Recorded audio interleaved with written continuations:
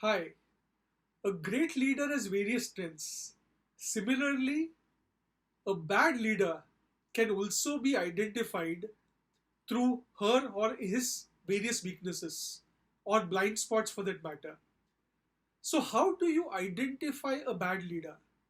So, there are five ways by which you can identify a bad leader. The first is the leader being self centric. So, a bad leader has the entire universe which focuses on me, I, and myself.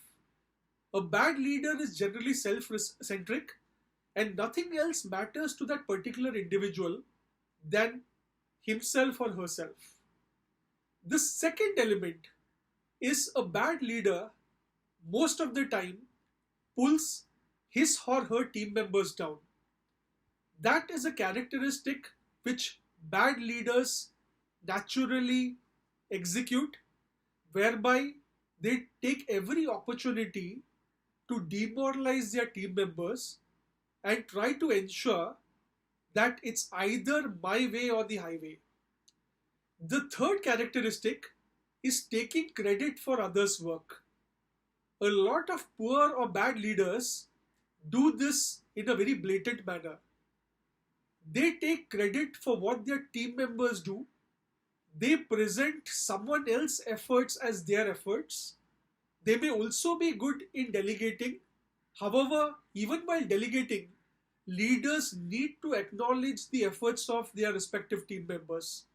Unfortunately, that doesn't come easy to a bad leader.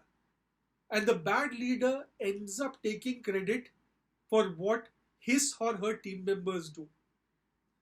The fourth element is of a very famous strategy called the kiss up and kick down strategy.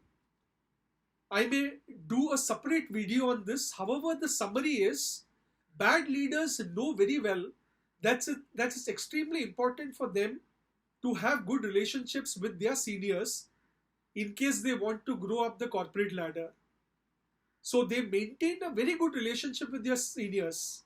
But when it comes to people reporting into them, they are fine at treating them badly. Since they are self centric, as I told you earlier, someone else's career or someone else's emotions doesn't matter to them.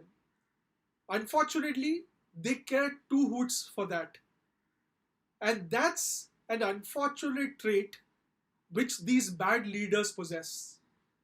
And the fifth element, last however not least, is the ability to rule by fear.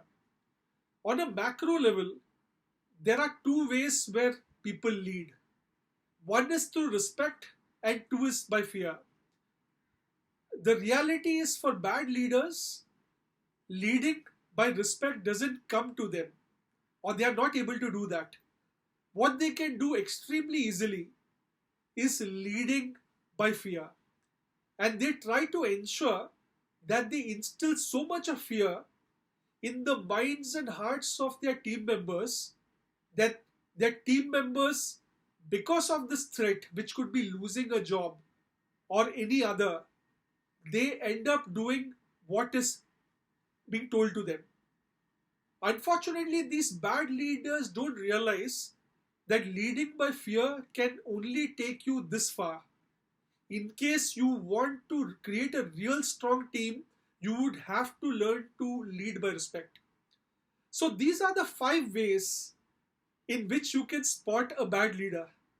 Look around you, and I'm sure you would have leaders who have these traits and which would be openly visible to you.